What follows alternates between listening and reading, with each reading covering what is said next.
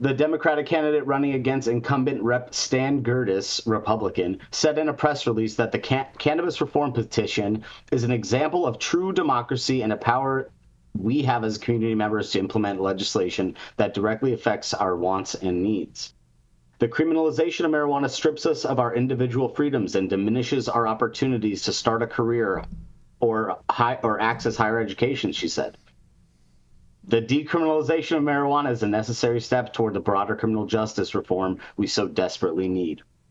Ground Game Texas Executive Director Katina Vollinger, however you pronounce that, added the Bastrop Freedom Act will advance racial justice and prevent the waste of scarce public resources. This comes about 2 weeks after activists in Dallas turned in almost 50,000 signatures to put decriminalization on the city's ballot. Voters in multiple Texas cities have enacted the local decriminalization policies, but the movement has had ups and downs. For example, in a win for advocates, a Texas district court judge last month dismissed a lawsuit from the Republican state attorney general who sought to overturn a local voter-approved marijuana decriminalization initiative in Austin. This means the cannabis reform measure approved by voters in 2022 remains effective, pending any potential appeal from Attorney General Ken Paxton, Republican, to a higher court. Paxton's office filed lawsuits against the cities of Austin, San Marcos, Kylene, Elgin, and Denton over the decriminalization policies that voters passed at the ballot over the recent years. Meanwhile, activists in Lockhart recently returned in what they say are more than enough signatures to qualify cannabis decriminalization initiative for the local ballot this November. In a setback from advocates, however, voters in Lubbock rejected a separate cannabis reform initiative last month. Governor Greg Abbott, Republican, has separately lashed out against the municipal cannabis reform efforts. Local communities such as towns, cities, and counties that don't have any authority to override state law, the governor said in May, if they want to see a different law passed, they need to work with their legislators. But let's legislate to work and make sure that the state, as a state, will pass some of the law. Which is interesting that he said that. He said it would lead to chaos and create an unworkable system for voters and in individual cities to be picking and choosing the laws they want to abide by under the state statute. So counterintuitive from Mr. Greg Abbott. Greg Abbott has previously said he doesn't believe people should be in jail over marijuana possession, although he mistakenly suggested at the time that Texas had already enacted a decriminalization policy to that end. Paxton, the state attorney general, used more inflammatory rhetoric when his office announced in January that it was suing 5 cities over the local law decriminalizing marijuana that voters approved, vowing to overrule the quote-unquote anarchy, Rico, of pro-crime extremists who advocate for reform. I think we actually covered that story on this show back in Anarchy. In general, the measures that have already been enacted in Austin, Denton, Elgin, Harker Heights, and Kylene and San Marcos prevent police from making arrests or issuing citations for Class A or Class B misdemeanor cannabis possession offenses, unless it's part of a high-priority felony investigation for narcotics or a violent crime. Shortly after voters in Harker Heights approved their measure, the city council overturned the ordinance over concerns that it conflicted with state law. But activists collected signatures for another initiative and successfully repealed the repeal last year. Though officials have still refused to move forward with implementing the will of voters, in November, Ground Game released a report that looked at the impacts of marijuana reform laws. It found that the measures will keep hundreds of people out of jail, even as they have led to blowback from law enforcement in some cities. The initiatives have also driven voter turnout by being on the ballot, the reporter said. Another cannabis decriminalization measure went before the voters of San Antonio last May, was overwhelmingly defeated. But the proposal also included unrelated provisions to prevent enforcement of abortion restrictions. At the state level last year, the Texas House of Representatives passed a series of bills to decriminalize marijuana, facilitate expungements, and allow chronic pain patients to access medical cannabis as an opioid alternative. but they ultimately stalled out in the Senate, which has been a theme for the cannabis reform measures in the conservative legislature over several sessions. The House passed similar cannabis decriminalization proposals during the past 2 legislative sessions in 2021 and 2019. Separately, a Texas Democratic senator brought the issue of marijuana legalization to the Senate floor last May, seeking to achieve an unrelated resolution and an amendment that would have allowed Texans to vote on ending prohibition at the ballot box. But the symbolic proposal was ultimately shut down. Lieutenant Governor Dan Patrick, Republican, agreed to another member's point of order, deeming the cannabis amendment not germane to the broader legislation. That's pretty much it. Texas is a battleground state for cannabis, and Greg Abbott has an interesting stance and a history with cannabis legalization. And Jason, I know you have spoken. What do you mean sits? An interesting sits because he doesn't really stand. Oh, that was man. good. That was good. Too soon? Yeah, that's a low blow. I just came that's in. A low blow. I had to come back for the handicap discrimination. I just try to be the spiciest piece of salsa in the taco, but you just one-upped me at another level. I have to chime in on this for a quick second. Go for it, Yarrow. Go for it. I have to chime in on this for a second, okay? Because I just want to quote Mr. Abbott, and I hope everybody else is sitting down for this, because I think it points to the lack of logic and the gaps in his construct, okay?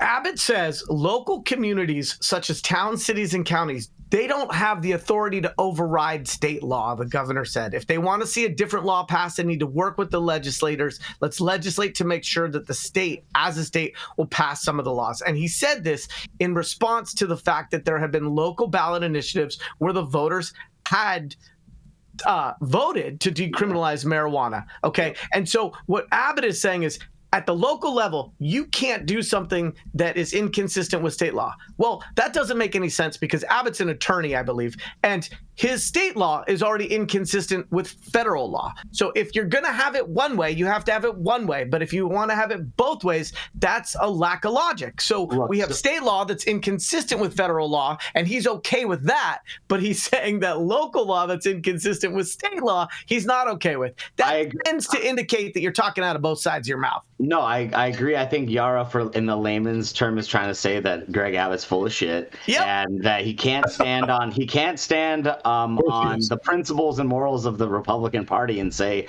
that we want small government, we want to have states' rights, and we want to move ahead, and then turn around and say that the localities, the municipalities, and the people within that state aren't actually entitled to that same sovereignty, and to say, hey, we want to actually determine our own freedom, our own future. I think that's where everything gets fucked up, and I think that's where the Socratic philosophy comes into play here, right? Nothing can be quite the utopia because human nature is to consume that power and to break the will of their fellow man. So how do we get past this? But I want to hear from Jason, because Jason's had actual face-to-face conversations and sit-downs with the seated man himself. So Jason, what do you have to say?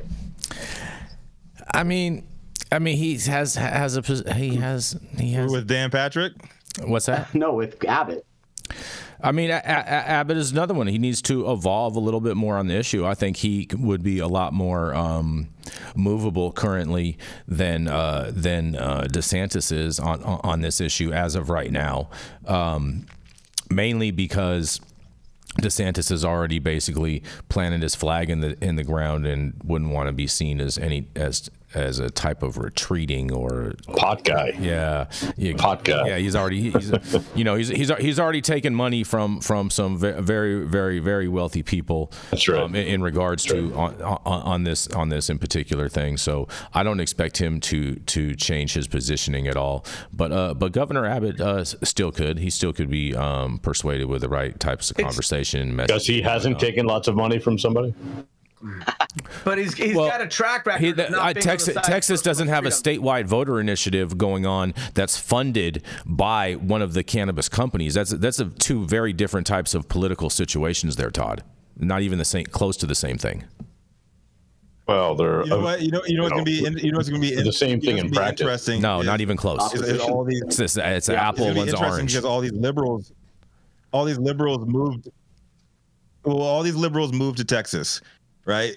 And they're gonna start voting, and I think the next couple of election cycles are gonna be very, very interesting because you have a lot of different mindsets going into this. All those people that are lefties you know? are all just Goddamn moving to Patrick, Austin, where they belong, all in one city.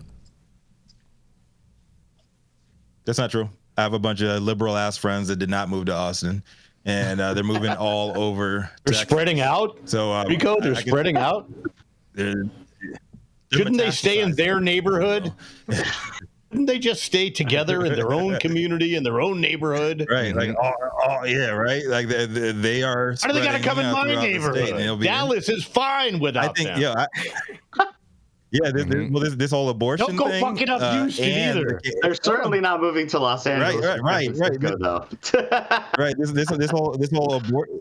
The way Texas is handling abortion and the way they're handling the whole cannabis thing, I think is going to backfire gloriously on them within the next couple of election cycles. I agree, because at the heart of the culture of Texas is this idea of personal freedom, self-realization, the independence that made this country.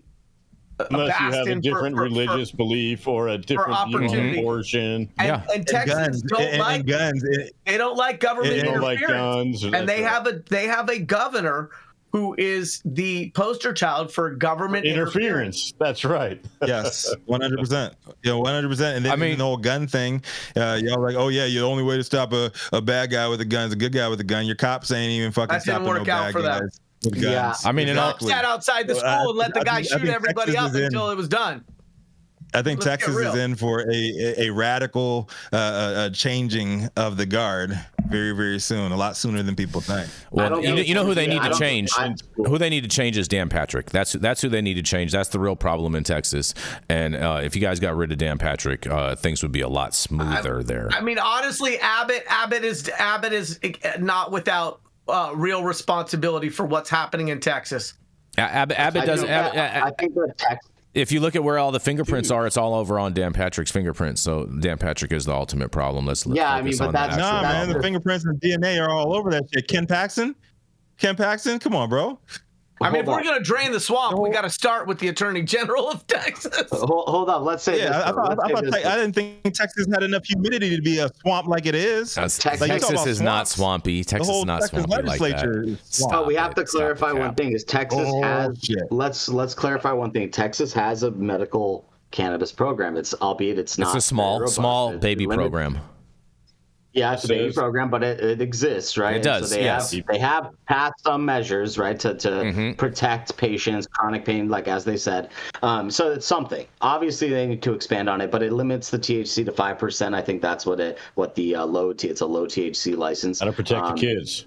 I'm gonna say that before a big change happens at the legislative level on more cannabis reform, I think I agree that some changes need to be made with who runs the show and who makes the choices in Texas. But it's more of an ideological thing there. I think what you're backing up against when you go into the Southeast is this ideological rhetoric, this evangelical, this situation. So, beyond the lieutenant governor, I think there is that hurdle to move past in a place like Texas. But essentially, the revenue that's coming from all of the stuff that's illegal is not going into the state coffers. And I don't know how well Texas is doing, but last time I checked, the only real income Texas had was oil and gas. And, as that THC-A.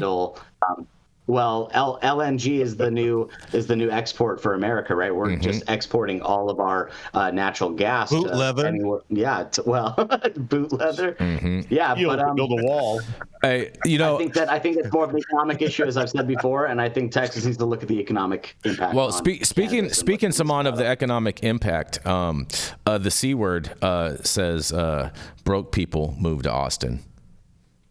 and musicians. Oh, Yeah. Shots fired. damn, shots fired. Yes. Wow. And Fired and also there. It's pretty expensive, that. Yep, and Brian Dombrowski also chimed in, and he wants to make sure that he lets you guys know that Governor Abbott has no power. I told you, got to move the lieutenant governor. And that's where it all starts out there in Texas. Unprotected sex with a gun. Interesting. Y'all heard that? I had unprotected sex with a gun. Man, it's been a wonderful, wonderful Tuesday. Love every one of our, love everyone in our audience.